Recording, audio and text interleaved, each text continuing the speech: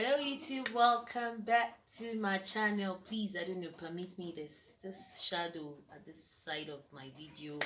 Please, beg, just permit me because I'm just relying on the natural source of light. I'm sorry. How are you, AREWA Bestie? AREWA Bestie. Alright, I promised you a series about my narcissistic friends, or my will I say encounter, because I made it very clear from my other video that I'm not a professional in any form, so I'm just saying it according to my own experience and my own little bit of research as well, because I won't just come in front of my camera and throw jabs. Okay, all right. Part 2. Have you had a narcissistic friend before? Now, when you start a relationship with a friend, of course, it's not something you take seriously. Why? And reason is the fact that, okay, this person is not your family member, is not your spouse, is not your classmate, is not your partner, is not, this is somebody that's just coming into your life newly. And to be honest with you, naturally, as human beings, we're always happy to meet new people. We're always happy to make friends, of course, and especially when it has to even do with work, because in most cases, grown-ups, we tend to make friends more at work. Maybe when we're younger, we made friends more at school, yeah, growing up, school, childhood friends and all that. But growing older, we tend to make more friends. In most cases, we tend to make excuses, and for me, that was what happened to me. Like, there were red flags. Let me just tell you the truth. A narcissistic person does not even bother the moment he gets his or her victim in where they really want you to be. The moment they get you exactly where they really want you to be, they tend not to even pretend to you anymore. You found out, this is how I am, take me. But then the part about a narcissistic person that angers me the most is the fact that, okay, I've seen you for who you are, and I kind of take it that way, even though you're not supposed to take it that way. That's in reality, probably because that was my very first time, so I know better now. Of course, those kind of behaviors, and not only that, so many other behaviors I would always look out for now. And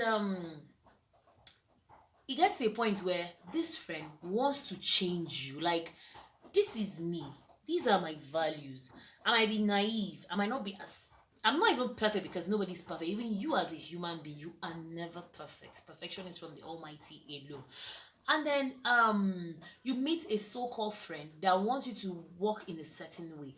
And for me, there was this part that kept pissing me off about this friend that I had, was the fact that this friend kept telling me, do the right thing, do the right thing. And I'm like, I don't understand. Are you trying to say the values I was brought up with, or whatever it is I think I know, does that mean that everything is wrong? You tell me to do the right thing, you tell me to do the right thing. Now we have fallouts, and I'm this kind of person that, to be honest with you, when I have you in my cycle, I don't know how to keep malice, or I really don't know how to hold my feelings. Like, when I'm dissatisfied with you, I'll tell you. Do you understand? And that is why I also like my friends. My friends that know me know that I'm the kind of person that when you're dissatisfied with me, to let me know, and I'll apologize. I don't feel big to apologize at all. You understand? Because I know I'm just human as well.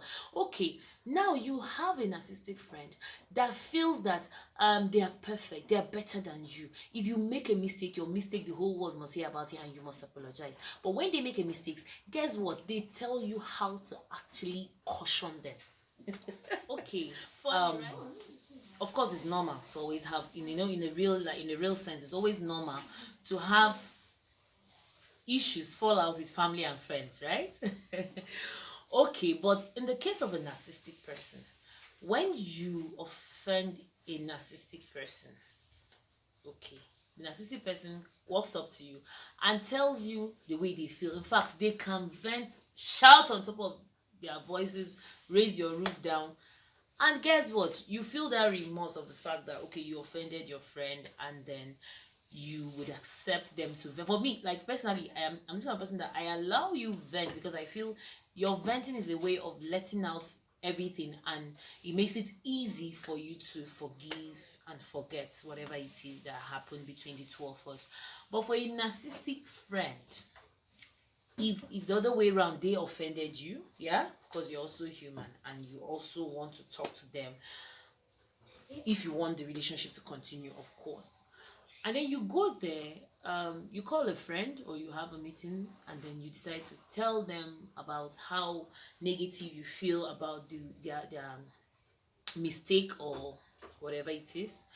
of course it has to be a mistake, or now a narcissistic person wants to tell you how to caution them. Even me, to me, I'm saying it is even funny, to be honest with you, because it's bringing back some feelings or memories. I am angry, and or even I don't have to even be necessarily angry, but like I feel a certain way actually, and for me I feel it's something that I'm not going to take moving forward. So if you're really my friend and you truly want to keep the relationship alive, or afloat, or you value it, you should be able to make changes. Yeah, when you meet people, your likes and dislikes begin to come out, and you guys begin to understand each other the more. And if you're really interested in saving whatever friendship, relationship, partnership, business, if you are willing to keep that relationship, you'll be willing to change, right? Good. So a narcissistic person tries to tell you how to caution them. I'm this kind of person. I'm seriously working on it. When I get really, really angry, I end up saying maybe things that I even end up regretting. Like, I'm this kind of person that when I'm angry, I don't think well. The thinking faculty of me goes blur, and I just say it as it is. But then at the same time, that's why I said when we have friends, we always make excuses for our friends. So for me, I'm not trying to say just because I'm friends with you, you must always make excuses for me. No, I'm not a coward. I would definitely take responsibility for my own actions. But what I'm trying to say is the fact that if you're in a friendship with a narcissistic person, they don't think the way a healthy person would think. Their own thinking direction is, would I call it, off limits? Because to be honest with you, it's not something you would want to be comfortable with. I don't know the right word. I don't know if I'm actually using the right words here. But a narcissistic friend, we tell you how to caution them. But when they caution you, you even actually go out of your way of making excuses for them that, well, okay, I actually offended this person, and then this person has the right to actually vent, to actually be angry. I don't know. I'm trying to say to you, you on the other part, you're willing to take all the anger. Okay, there was a certain time something we were supposed to go on a serious job, and to be honest with you, I had this job too, and it just came as a clash, and I had to like beg, like, please just help me out, cover up for me. I promise I'm going to come and take over as soon as I can. So unfortunately I couldn't, and I kept calling. I even sent this person a text that, sorry, I can't meet up this, I'm sorry, I'm very sorry. But then for me, I knew it wasn't easy, but this was something that friend could actually cover up for me. When I came back from my job, from where I came from, it took me 2 days to pacify that friend. Like, come on, like, you're my friend. I don't know. Do you know, having a healthy friendship, it's not easy. Having a narcissistic friend, it's not interesting at all. And at that time, just as I said, friendship is something that we always make excuses for our friends. And I don't know if it's a good thing or a bad thing. It is a good thing if that friend is a good person, yeah, or if that friend has a stable mentality. But it is a bad thing if that friend does not have a stable mentality, to be honest with you, because you will end up being in an abusive relationship, you end up being in an abusive friendship without realizing it, to be honest. And for me at that time, I was really, really naive, even though this thing happened to me like later in life. But I was kind of feeling sad that it happened, but I was kind of okay that it happened, because for me, I felt if it happened earlier in my life, I would have been broken. But at this point, it wasn't like I wasn't broken. Of course, I was bothered and all that, but for me, I felt it gave me grounds to actually understand my own worth as a human being as well. Probably taking too much for granted in the name of looking for friends or trying to make friends was something I now realized that I didn't need in my life anymore, to be honest with you. And then, of course, this is a series, so meet you in the next series.